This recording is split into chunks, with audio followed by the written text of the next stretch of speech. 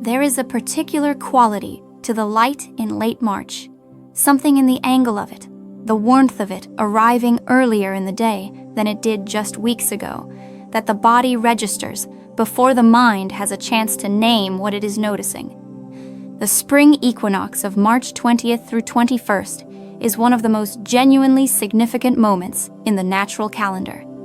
And Miss Kiera Douglas, a seasonal guide and spiritual teacher who has spent decades helping people align their inner lives with the turning of the year, describes this particular equinox as carrying a quality of invitation that the recent months of winter have been quietly building toward.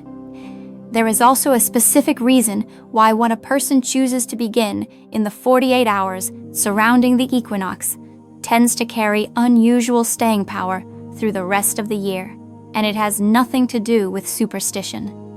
If evenings of gentle, meaningful reflection are what draw you here, you are exactly where you belong tonight.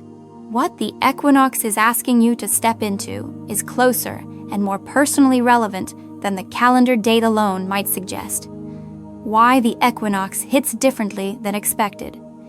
People who encounter the spring equinox for the first time with genuine attention often describe a quality of surprise, not at anything dramatic that happens, but at how physically and emotionally present the moment feels when compared with their expectation of it. The equinox is not an astronomical abstraction. It is a real event that the body registers in ways that are measurable and consistent. The sudden arrival of equal hours of light and dark after months of imbalance tilts the human circadian system in ways that affect mood, energy, and the quality of sleep within days. The equinox doesn't just mark the beginning of spring on a calendar. It genuinely reorganizes the biological environment in which a person is living. Miss Kiera Douglas describes the equinox's unexpected impact as the result of the contrast it provides, rather than the event itself.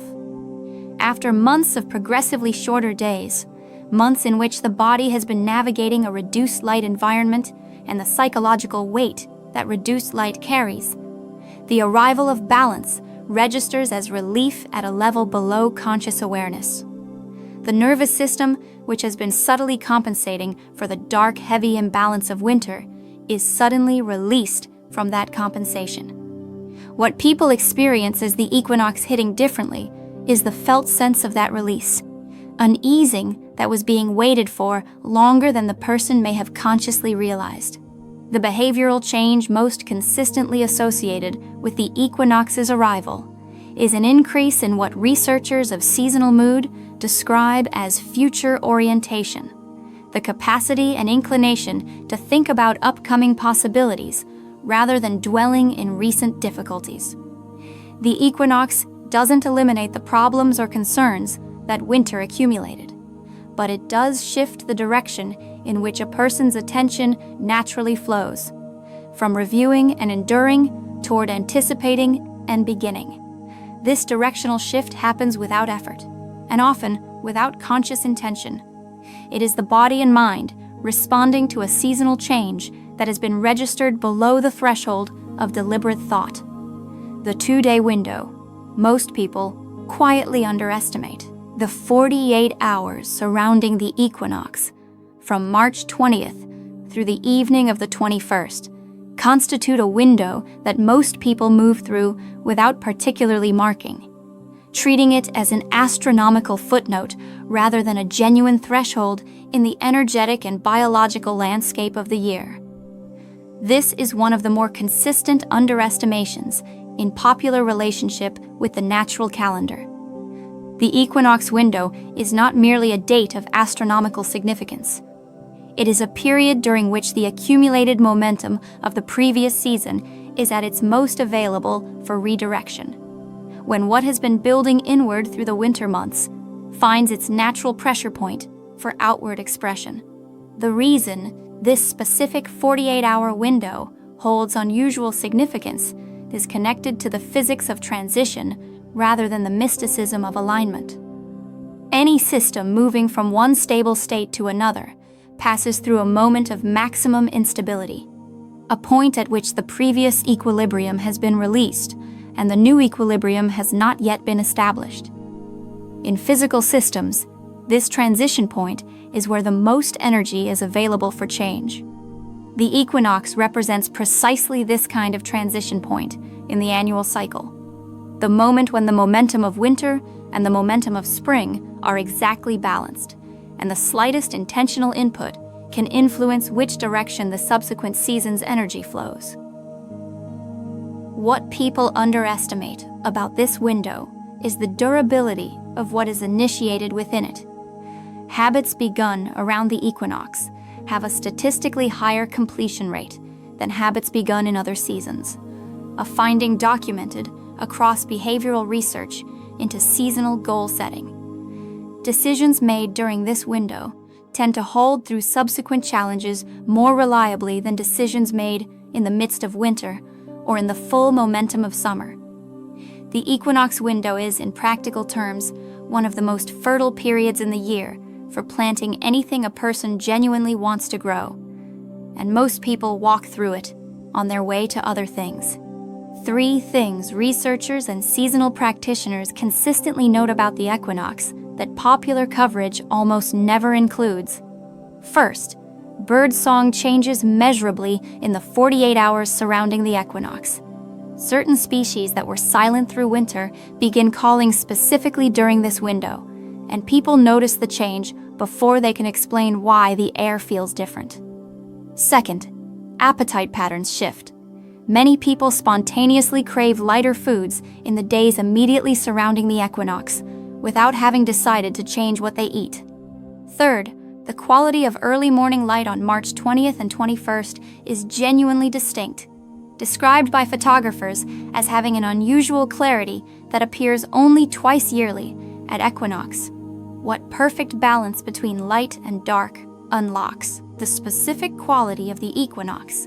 Its defining characteristic is balance, and balance, as an energetic state, has properties that neither excess nor deficit possesses. In music, the most resonant note is the one that contains neither too much nor too little of any frequency. In architecture, the structures that have endured longest are those in which forces are precisely counterbalanced rather than dominated by a single load-bearing element. In the human body, health is not the absence of challenge, but the presence of dynamic equilibrium between competing demands. The equinox has a moment of perfect balance between light and dark, creates an environmental analog to this state, and the human system responds to it. Miss Kiera Douglas has written specifically about what she calls the unlocking quality of equinox balance, the way that the equilibrium point releases possibilities that the imbalance of winter had suppressed. During the short day months, the human system organizes itself around conservation of warmth, of energy, of emotional resources.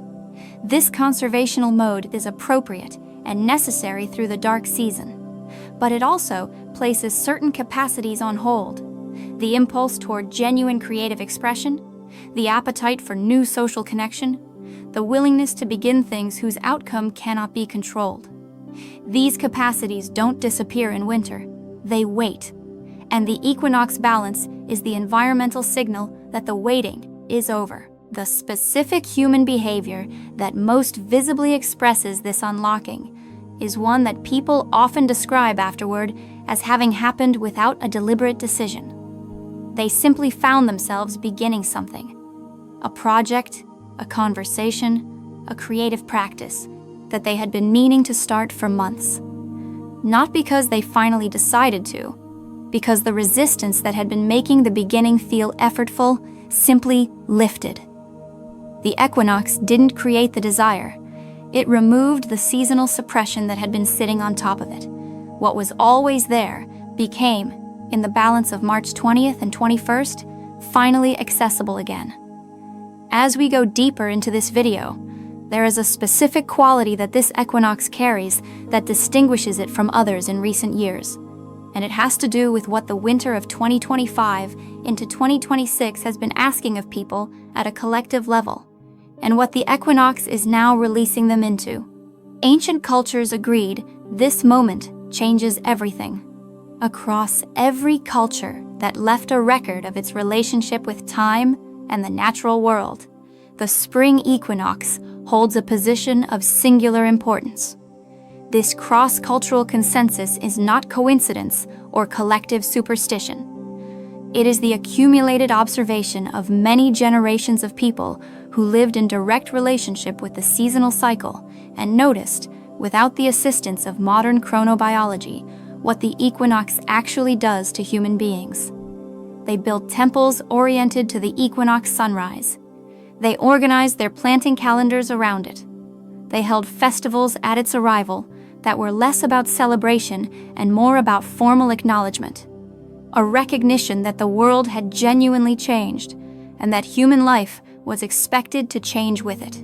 The specific insight that these ancient traditions share, expressed in wildly different languages and through wildly different cultural forms, is that the equinox is not merely a natural event to be observed, but an invitation to be accepted. The Persians made the spring equinox the beginning of their new year, with the explicit understanding that a person's intentions set at the equinox carried a quality of cosmic backing that intentions set at other times of year did not. Celtic traditions associated the equinox with the formal permission for new growth, both in the land and in the people tending it. These were not metaphors. They were practical instructions drawn from generations of observation that what was begun at the equinox, what is worth carrying from these traditions into contemporary life, is not their specific ritual forms, which belong to their specific cultures and contexts, but the underlying intelligence they encode. The intelligence that timing matters, that the natural world offers moments of genuine invitation, and that a person who is paying attention can distinguish between a moment that is propitious for beginning and a moment that is better for consolidating what has already begun. The spring equinox is, across the broadest possible span of human cultural observation, the moment most consistently identified as right for beginning. That consensus deserves more respect than the modern calendar typically offers it. The seed you plant now grows all year. There is a reason that planting metaphors dominate the language of spring across virtually every culture that has ever used language. Not because ancient people were being poetic, but because they were being precise. The agricultural observation that what is planted in spring determines what is harvested in autumn translates directly into human terms that go beyond gardening. What a person genuinely commits to in the equinox window, what they plant in the form of intention, habit, relationship, or creative work, tends to follow the same seasonal momentum as a physical seed. It has the energy of spring behind it. It has the length of the growing season ahead of it. And it has been planted at the moment when the biological and energetic environment is most hospitable to new growth. Miss Kiera Douglas is specific about what planting means in the context of the equinox and what it does not mean. It does not mean making ambitious resolutions or setting goals in the conventional sense. It means identifying one genuine direction, one thing that the person authentically wants to develop, create, or become, and making a concrete first-step commitment to it within the equinox window. Not a plan for the whole year, a first step.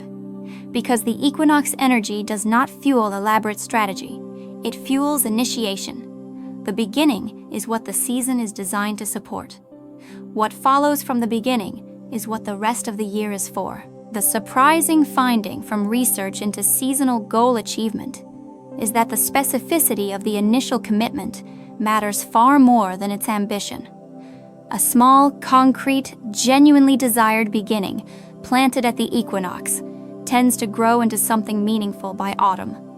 A large, ambitious, vaguely worded intention planted at the same time tends to remain exactly as vague as it began. The equinox doesn't add energy to what isn't genuine. It amplifies what is, and that amplification makes the quality of honesty in the initial planting, the degree to which it reflects what the person actually wants, rather than what they feel they should want, the single most important factor in what the year's growing season ultimately produces.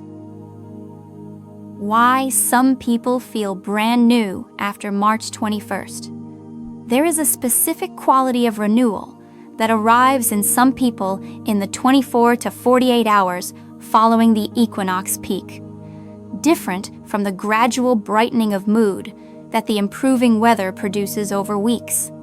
This is a more sudden quality, a felt sense of having crossed a threshold, of being on a different side of something than they were on the previous week.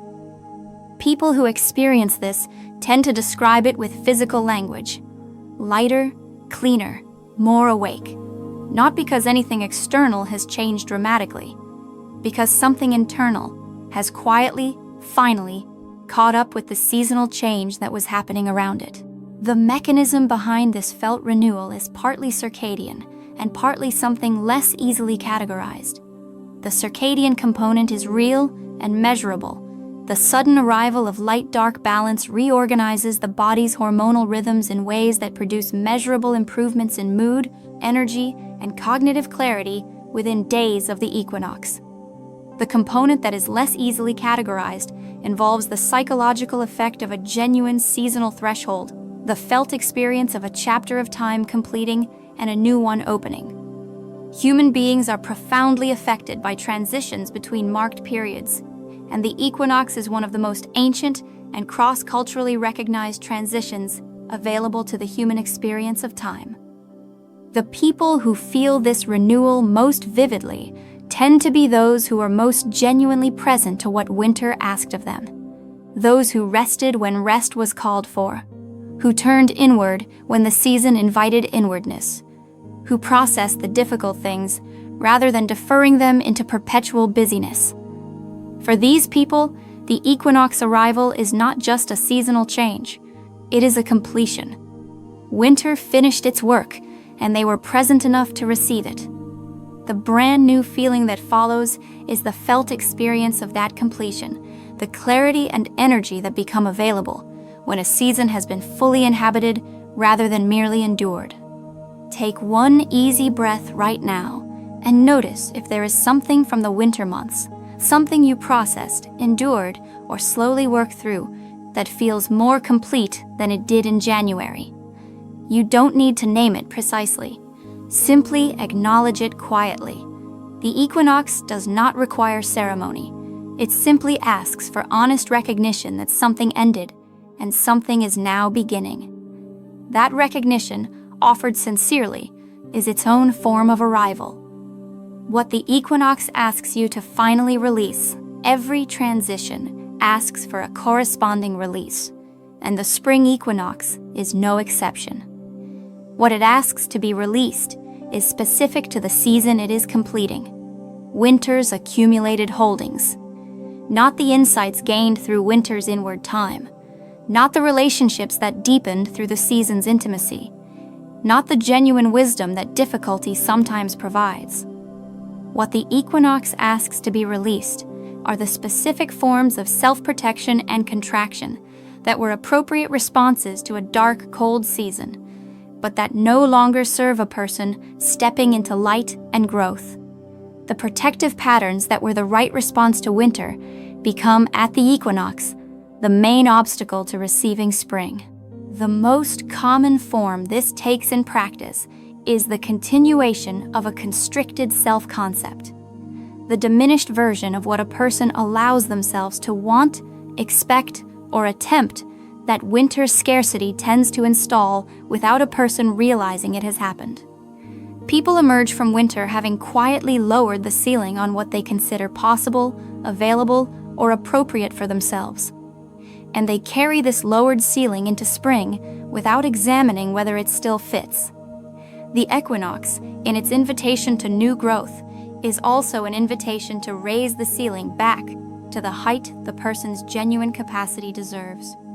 Not to overclaim, but to stop underclaiming. The release that the equinox asks for tends to be less about dramatic letting go and more about simply declining to carry something forward that doesn't belong in the new season.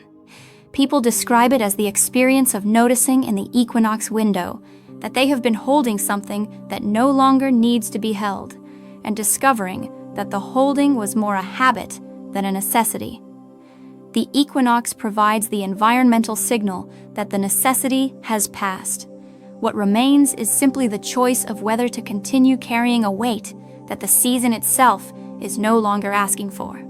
The emotion that surfaces only at true balance. There is a specific emotional quality that appears in the accounts of people who have spent years paying genuine attention to the equinox, that does not arise at other times in the seasonal cycle with the same clarity. It is not joy exactly, and it is not peace in the ordinary sense. It is something that sits between gratitude and anticipation, a quality of being moved by the simple fact of continuing, of having made it through another winter, of finding oneself present at another beginning. This emotion is quietly profound and often briefly tearful in the people who encounter it consciously, not from sadness, but from a quality of genuine feeling that ordinary busyness rarely creates room for. The reason this emotion appears specifically at the point of balance, at the equinox, rather than at some other point in the seasonal cycle, is connected to the psychological function of thresholds. Transitions create a specific quality of perspective, the ability to see simultaneously where one has been and where one is going. At the equinox, a person stands at the precise midpoint between the completed winter and the beginning spring, and the view in both directions is briefly, unusually clear. What has been endured and what is being offered arrive in the same moment of awareness. And that double vision of difficulty completed and possibility opening is the specific condition that produces the equinox's distinctive emotional quality. Miss Kiera Douglas describes encountering this emotion as a form of confirmation, an interior acknowledgement that the person has been genuinely present to their own life during the preceding months. It does not arrive for people who move through winter on autopilot, managing their days without any genuine interior engagement. It arrives for people who were present enough to be affected by what happened, honest enough to feel what they felt, and patient enough to remain through the season's full duration. The emotion that surfaces at true balance is, in a very real sense, the felt evidence that a person has genuinely inhabited the time that brought them here. How your body already knows the season changed. Long before the conscious mind has registered that the equinox has arrived, the body has already begun adjusting to the new seasonal reality. This adjustment is not metaphorical. It is physiological, measurable, and begins with the body's light detection systems in the eyes, registering the changed proportion of daylight before any intellectual awareness of the date is formed. Photoreceptors in the retina that are specifically sensitive to the duration of light exposure begin signaling a different hormonal environment as soon as the days reliably lengthen beyond a specific threshold. The pineal gland, which regulates the body's seasonal rhythms, receives this signal and begins reducing melatonin production in a way that measurably alters sleep quality, mood, and energy within days. The behavioral evidence of the body's seasonal knowledge tends to appear before people consciously connect it to the equinox. An increase in the desire for physical activity, not the disciplined exercise of someone following a plan, but the spontaneous impulse to move, to walk further, to be outdoors in a way that felt like too much effort just weeks ago. A change in the quality of appetite, with cravings shifting toward lighter, fresher foods. A new accessibility and social energy, a genuine desire for company and connection that winter's inwardness had temporarily reduced. These shifts are not decisions. They are the body recalibrating to the new light environment, doing, as it always does, the most fundamental work before the mind has caught up. What is practically valuable about understanding this body-first quality of seasonal awareness is the guidance it provides. The body's spontaneous movements in the days surrounding the equinox, the things it reaches for without being told, the activities it suddenly finds appealing, the people it wants to be near, carry useful information about what the person genuinely needs from the incoming season. These are not random impulses. They are the body's intelligence expressing, in the language it has available, what conditions and activities the new season's energy is best matched with. Paying attention to where the body moves naturally around March 20th and 21st is one of the most reliable forms of seasonal guidance available. What begins in you before spring officially arrives? Spring's actual beginning in the interior life of a person tends to precede the calendar date by a measurable amount. And understanding this early beginning explains why the equinox, when it arrives, carries the quality of recognition rather than initiation for many people. They feel as though spring has already begun, because in the most practically important sense, it has. The interior spring, the restoring of energy, the returning of appetite for possibility, the gradual re-emergence of hopes and intentions that winter had placed in suspension, begins its movement well before the astronomical equinox formalizes the season's arrival. The equinox marks the tipping point. The spring itself began weeks earlier, in small interior movements that the person may not have registered consciously. The specific interior movement that begins earliest, sometimes as far back as late February, is what might be described as the returning of creative attention. Ideas that were vague or dormant through the darkest months begin to sharpen and become specific. A project that seemed impossibly demanding in January feels manageable by early March. A conversation that felt too emotionally loaded to attempt in December begins to feel necessary and possible by mid-March. These shifts are the interior spring beginning its work, reorganizing the person's relationship with possibility before the external world has fully confirmed that the season has changed. The overlooked ritual that makes this shift personal. Every culture that honored the spring equinox developed some form of marking practice, a specific action taken at the threshold of the season to make the transition personally real rather than merely calendrically noted. These practices varied enormously in their outward form.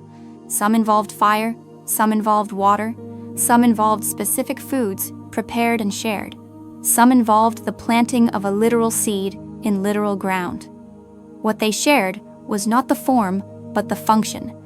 They were ways of making the transition between seasons a conscious, deliberate human act, rather than something that simply happened around the person while they were attending to other things. The overlooked insight embedded in these practices is that transitions that are consciously marked tend to be more fully received than transitions that are allowed to pass without acknowledgement.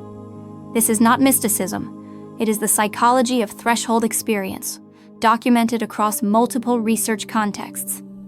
People who consciously mark the end of one chapter and the beginning of another show better follow-through on new intentions, greater emotional processing of what the completed chapter contained, and stronger felt sense of direction in what follows. The ritual, whatever form it takes, works by engaging the person's full conscious participation in a transition that their body has already registered and their interior has already begun. The simplest version of this marking practice, the one that requires no preparation and no specific tradition, is simply a few minutes of quiet, honest intention setting on the morning of March 20th or 21st. Not a list of goals, not a resolution in the conventional sense. A genuine, unhurried acknowledgement of what is being left behind from winter, and one honest statement of what the person genuinely wants to grow in the season ahead. Spoken aloud if possible, because speech engages a different quality of commitment than thought alone. The equinox receives whatever is offered to it with the same patient generosity that spring extends to whatever is planted in its soil. The quality of what is offered determines what grows. The equinox will arrive on schedule, as it has arrived for every year of every life that has ever been lived on this turning earth. March 20th will become March 21st, and the balance will be held for its brief, precise moment. And then the days will begin their gradual lengthening into the fullness of spring. What happens during those turning hours in the interior of the people who are paying attention, is quieter than any external event. But it is real, and it is, in the most practical sense available, the beginning of something. You don't need to do anything elaborate tonight to receive what this equinox offers. The body has already registered the season's change. The interior has already begun its spring movements. What remains is simply the quiet acknowledgement, the conscious decision to participate in the transition, rather than simply being carried through it by the momentum of ordinary days. Whatever winter asked of you, and whatever you gave it in return, the rest, the reflection, the patient endurance, the quiet work that dark seasons require, it was not without consequence. It was preparation, and what has been prepared in you through the months of reduced light is now, at the equinox threshold, finding its moment to step forward. Spring is not arriving. For many people, in the most important sense, it has already arrived. Tonight, quietly, in the simple fact of being present at the turning.